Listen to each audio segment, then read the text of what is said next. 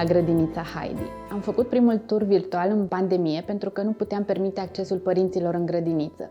Între timp, pentru că lista noastră de așteptare a crescut, ne-am gândit că ideea de vizită virtuală este mai bună decât vizita propriu-zisă.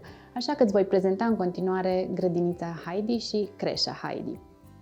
Să-ți spun un pic despre noi. În primul rând, am început în 2004. Acum mulți ani, când nici nu exista Facebook sau YouTube, era la început, încă aveam tramvai în Brașov. Iar toți anii aceștia am evoluat continuu, bineînțeles, pentru că așa ne șade bine. Ne desfășurăm activitatea în două sedii, ambele în aceeași curte, în peste 1500 de metri pătrați de clădiri, plus locurile de joacă și grădina de legume. Avem o echipă formată din aproape 60 de oameni. Avem educatoare și asistente de educatoare, un bucătar și 4 ajutoare de bucătar, îngrijitoare, medic și asistent medical și, bineînțeles, aparatul administrativ. Alături de ei avem colaboratorul logoped și instructorii de schi și înot care vin să-i preia pe copii de la grădiniță, să-i ducă fie în poiană la schi, fie la bazin. Credem că omul cât trăiește învață, așa că punem foarte mare accent pe formarea educatorilor. Chiar dacă vin după ce au finalizat o facultate de profil, credem că trainingurile pe care le ținem în grădiniță sunt extrem de importante pentru a ne asigura că întreg personalul respectă valorile Heidi. De-a lungul anilor am avut traininguri pe teme diverse, gen comunicare non-violentă, cum învață copiii, inteligența emoțională a copiilor. În prezent, de exemplu, avem în desfășurare un training cu personalul nou pe partea de curriculum. Cum ziceam, chiar dacă aceștia au terminat o facultate de profil, practica este total diferită de ce învață în facultate și avem în desfășurare, odată la 2 săptămâni, întâlniri pe care asistenții de educator le au cu directorul nostru educațional pe tema curriculum. O altă parte din educatorii aflați la început de drum au training cu un alt om din echipa Heidi pe partea de comunicare cu părinții. Deoarece aplicăm foarte multe elemente din pedagogia Montessori la fiecare grupă, foarte multe dintre educatoarele sau asistentele noastre de educatoare au urmat cursul de asistent de educator fie pentru perioada 0-3 ani, fie pentru perioada 3-6 ani. Întreg personalul a urmat un curs de prim ajutor premedical acordat copiilor. Deci da, credem că una dintre valorile Heidi este învățarea continuă, cu atât mai mult cu cât în ce înseamnă psihologia copilului apar tot mai multe și mai multe studii și bineînțeles că vede și mai multă lume cât de importantă este această perioadă în dezvoltarea omului. Cum arată ziua copiilor? Între 8 și 8:30, sosirea copiilor, vin, se dezbracă, se acomodează cu mediul. Apoi pot găsi activități pregătite de educatoare pe măsuță sau pot să-și ia activități din centrele de interes despre care voi povesti puțin mai târziu. Unele grupe au cercul de dimineață înainte de mic dejun, altele l-au după micul dejun. Ce înseamnă cercul de dimineață? Înseamnă că ne adunăm toți, să ne revedem, să povestim puțin despre cum ne-a fost ziua de ieri, să povestim puțin despre ce planuri avem pe ziua de astăzi, să povestim despre cu ce suntem îmbrăcați sau cum este vremea afară. Este un moment de conectare a copiilor din grupă cu educatoarea și între ei. După cercul de dimineață, sunt activitățile integrate și activitățile liber alese, o să detaliez puțin mai târziu. Apoi ieșim afară, indiferent de vreme, mai puțin coduri de culoare, dar indiferent că este zăpadă, cum este acum afară și este super încântare maximă în rândul copiilor, că tocmai a plouat sau că picură, copiii sunt echipați corespunzător de către părinților. După aceea avem masa de prânz, felul 1 și felul 2. O parte dintre copii cei înscriși la programul cel mai scurt pleacă acasă, ceilalți copii se duc fie la somn, fie la grupa de nesomn. Avem o grupă de nesomn din acei câțiva puțini copii care nu mai dorm de prânz. De obicei sunt copiii de la grupele mari și la grupa de nesomn fie suntem în sala multifuncțională, cea de sport, de fapt, pe care o avem și care este amenajată pentru grupa de nesomn, fie ieșim afară în funcție de vremea de afară. Iar ceilalți copii rămân în sălile de grupe, li se citește o poveste sau ascultă muzică relaxantă și dorm.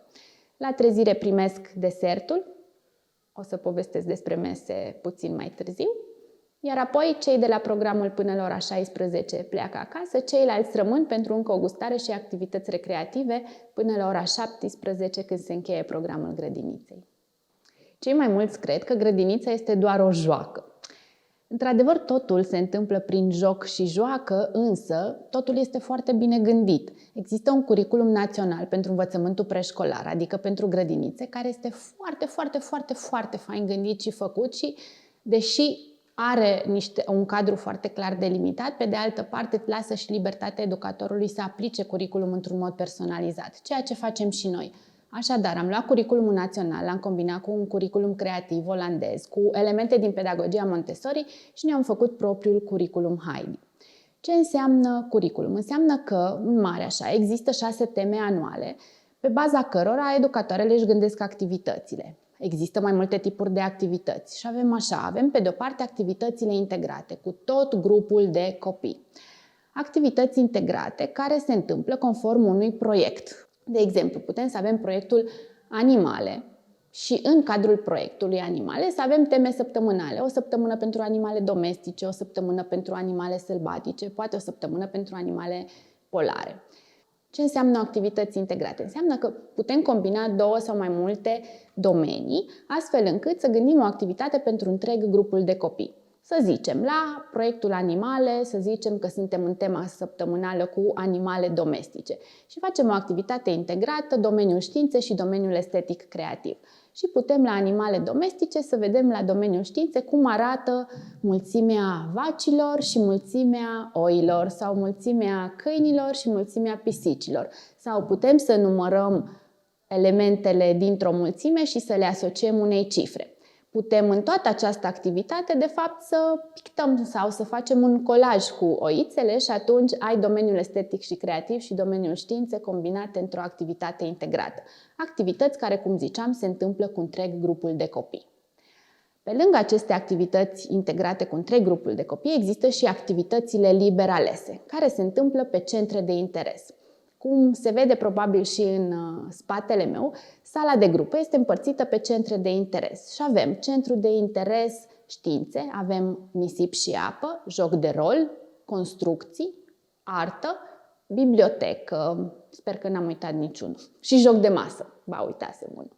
Și atunci putem să gândim inclusiv activitățile liber alese conform temei săptămânale. De exemplu, dacă tot am început cu animale, voi continua cu exemplul cu animale. La centrul joc de rol putem să le creăm copiilor o activitate în care un medic veterinar consultă animalele și copiii se joacă de-a medicul veterinar, consultă animale, pot pune diagnostice, pot emite rețete, își exersează și scrisul de mână și tot ce înseamnă joc de rol pentru a înțelege mai multe lucruri despre animale. La construcții, pe lângă cuburile și materialele de construcții pe care le au de obicei, putem să punem pentru tema animalelor și idei sau materiale cu care își pot construi, să zicem, o fermă. La artă putem pune materiale să poată face colaje sau picturi sau desene sau decupaj sau orice ține de artă și domeniul estetic și creativ, tot legat de animale, dar putem să le punem în vată și astfel să-și facă un colaj oiță. La științe pot să vadă la fiecare centru de interes, fac paranteză, pot fi materiale care au legătură cu centrul respectiv și materiale care au legătură cu tema pe care o studiază copiii în săptămâna respectivă. Așadar, la științe, de exemplu, pot avea un material cu ea să vedem se scufundă sau plutește, da? De exemplu, și pot avea și un material legat de animalele domestice, nu știu, poate le dăm niște blăniță de oaie să o vadă sub lupă sau poate legat de animale le dăm ceva din hrana animalelor. Ia să vedem cum arată diverse feluri de mâncare pentru animalele domestice. Pentru domestice, necarnivore, da? Așadar, după activitățile de grup, copiii au activitățile liber alese și poți să te plimbi printr-o grupă și să găsești 2 copii în centrul de interes știință, căutând cu lupa hrana animalelor. Sau poți găsi 2 copii la centrul de interes bibliotecă, uitându-se pe cărți legate de animalele domestice sau exersând abilități legate de dezvoltarea limbajului, de dezvoltarea scrierii sau a citirii. Găsești 4 copii în centrul de interes joc de rol, câțiva copii în centrul de interes științe și uite așa îi vezi împărțiți pe activități în funcție de interesele pe care le au și în funcție de cum îi îndrumă și educatoarele. În tot acest timp, educatoarele se plimbă printre centrele de interes, interacționând cu copiii, punându-le întrebări, ajutându-i să învețe. Pentru că și aceasta este o experiență de învățare, bineînțeles. În cadrul proiectelor avem și ieșirile tematice. Dacă, așa cum ziceam, rămânem pe exemplu cu animale, suntem în proiectul animale, grupele mici pot merge în vizite la zoo sau la o fermă. Cu grupele mari am fost la rezervația de urși de la Zărnești, pentru că deja copiii pot înțelege că animalelor nu le este neapărat bine la grădina zoologică și uite ce înseamnă o rezervație de urși și uite ce se întâmplă cu animalele care ajung în rezervația de urși. Deci cu copiii de grupa mare putem merge la nivelul următor și să povestim și despre valori. Sau dacă vorbim despre meserii sau am avut proiect Drumul Pâinii, copiii au fost în vizită la o fabrică de pâine. Deci avem și 4 ieșiri în medie, 4 ieșiri în afara grădiniței, în funcție de temele pe care le studiem. Tot la capitolul activități și combinat cu capitolul ieșiri, avem ieșiri la Filarmonica. Avem noroc că suntem foarte aproape de Filarmonica Brașov, putem merge pe jos. Sunt foarte multe spectacole pentru copii în ultima perioadă, așa că îi ducem pe copii și la Filarmonică. Acestea ar fi în mare experiențele de învățare pe care le oferim copiilor de la grădiniță. Mai multe detalii găsești, bineînțeles, și pe site-ul nostru. Avem bucătărie proprie și consider că este un foarte mare plus pentru că controlăm tot ce ajunge în farfuriile copiilor. Avem un bucătar și 4 ajutori de bucătar, așa cum am mai spus, și avem foarte mare grijă la selecția ingredientelor. Avem în meniu feluri de mâncare cu quinoa, cu năut sau cu pudră de roșcove și ținem foarte mult la alimentația copiilor. Servim în grădiniță micul dejun, prânz felul 1 și felul 2. Felul 1 de obicei este supă sau ciorbă. Avem un desert în fiecare zi și o gustare pentru copiii care rămân la programul până la 17.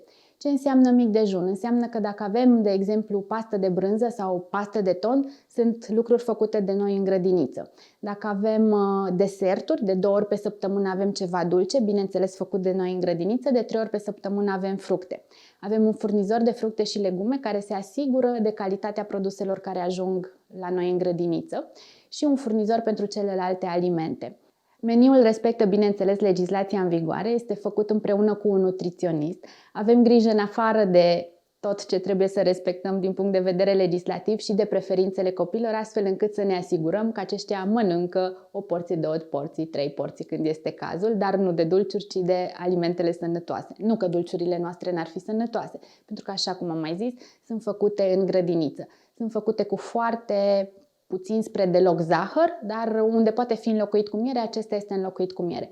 Nu avem prăjeli deloc în meniu, folosim pește în fiecare săptămână în felul principal de mâncare, carne doar de pui sau de curcan, uneori de vițel și, bineînțeles, foarte multe legume și cereale sănătoase. Siguranța și sănătatea copiilor sunt foarte importante la grădinița Heidi. În partea de siguranță aș vrea să mă laud, bineînțeles, deși ar trebui să fie ceva normal, că avem absolut toate autorizațiile de care are nevoie o grădiniță. ISU, DSP, DSVSA și suntem acreditați de ARACIP, adică de Ministerul Educației. ARACIP înseamnă Agenția Română de Asigurare a Calității în Învățământul Preuniversitar. Ce înseamnă mai exact? Atunci când înființezi o grădiniță, prima fază este cea de autorizare a grădiniței. Nu este centru educațional, nu este kindergarten, este grădiniță, adică nivel preșcolar. După ce a trecut un ciclu de învățământ, în cazul grădiniței minim 3 ani, o grădiniță poate solicita acreditarea. Aia înseamnă că trebuie să primească o vizită externă, o evaluare externă, pentru a verifica dacă respectiva grădiniță îndeplinește toate standardele de calitate. În urma vizitei externe se eliberează sau nu un ordin de ministru prin care se acordă acreditarea grădiniței, lucru valabil și în cazul școlilor, creșelor și altor forme de învățământ. Noi nu numai că avem acreditarea obținută în 2013, dar între timp am primit și o evaluare externă, pentru că periodic ARACIP vine, odată la 5 ani, să verifice că standardele de calitate sunt îndeplinite în continuare. Am primit 39 de FB și cred că 3B, parcă nu mai țin minte, dar am avut și evaluare periodică, deci suntem cu toate la zi. Ce mai înseamnă sănătate și siguranța copiilor? Înseamnă că personalul de îngrijire, de curățenie, de fapt, trebuie să facă cursuri de igienă odată la 3 ani, de exemplu. Poate să însemne că personalul de curățenie și cel din bucătărie are analizele medicale făcute odată la 6 luni. Înseamnă că dezinsecție, deratizare și dezinfecție se întâmplă odată la 3 luni cu o firmă autorizată. Înseamnă că facem în fiecare an exercițiu de fire drill, de fapt, exercițiu de incendiu în care simulăm, Doamne ferește să fie cazul, un incendiu, Se pornesc alarmele și copiii sunt evacuați contra cronometru să vedem dacă fiecare știe ce are de făcut. Tot la capitolul siguranță la incendiu există extinctoare care se verifică periodic. Un generator care există pentru a porni iluminatul de siguranță în cazul unui incendiu. Am fost nevoiți să schimbăm debitul conductei de apă din stradă pentru a asigura necesarul de care au nevoie hidranții pe care i-am pus în clădire. Deci sunt o mulțime de condiții pe care le-am îndeplinit pentru a obține autorizația ISU. Din punct de vedere al sănătății copilor, avem un medic pediatru cu care colaborăm, care vine zilnic și îi vede pe copii, plus un asistent medical, uneori este nevoie de amândouă în funcție de numărul de copii prezenți. Nu acceptăm în colectivitate copii cu semne de boli contagioase, nu acceptăm niciun tip de medicament în cazul în care copiii necesită un tratament, vor sta acasă. Te previn, Asociația Pediatrilor Americani spune că este normal ca în primul an de colectivitate un copil să răcească între 12 și 14 ori. Ăsta este normalul. Deci, dacă nu ai început încă creșa sau grădinița, trebuie să te pregătești psihic pentru primul an. Nu este regulă. Avem grupe de creșă sau de grădiniță copii în primul an de colectivitate, în care un copil, să zicem, poate vine 3 zile și apoi poate să lipsească 2 săptămâni, sau copii care pot să vină toată luna și lipsesc maxim 3 zile, deși sunt expuși la același mediu. De multe ori, angajații care sunt în primul an de colectivitate răcesc la fel de mult ca și copiii. Parteneriatul cu familia este unul din obiectivele noastre. Credem că împreună îi facem pe copii să crească așa cum ne dorim, pe valorile noastre. Ce înseamnă parteneriat cu familia? Înseamnă, în primul rând, că suntem transparenți și comunicăm cât mai mult cu părinții copiilor. Primul contact pe care îl au părinții cu grădinița este materialul video despre acomodarea copiilor la creșă sau la grădiniță, urmând apoi săptămâna de acomodare cu blândețe, în care unul dintre părinți este prezent în acomodarea copilului. Apoi avem ședințe cu părinții, în fiecare an cel puțin o ședință cu părinții. Avem evenimente la care părinții sunt invitați, gen atelierul de Crăciun sau sărbări, avem atelier de Paști, avem evenimente pe care le facem pe parcursul anului școlar, fie cu tematică, fie pur și simplu ne întâlnim pentru a crea o comunitate.